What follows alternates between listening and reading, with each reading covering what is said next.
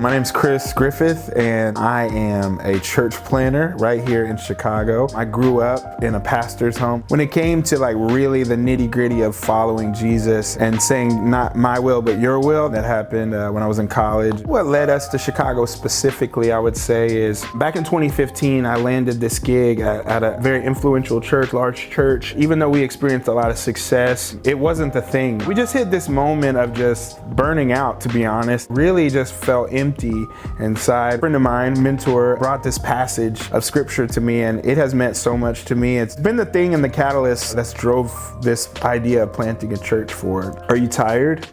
Are you worn out? Are you burnt out on religion? Come to me, get away with me, and you'll recover your life.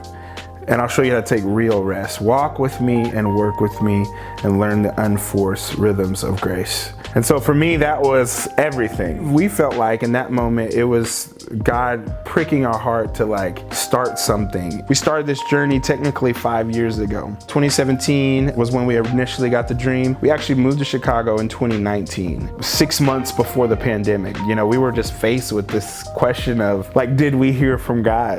I remember in that moment, God really speaking to me and reaffirming the call and saying yeah, you have been called for such a time as this. So we just began to make steps, and every time we make a step, God just met us right there. God has just been so faithful throughout this last 5 years.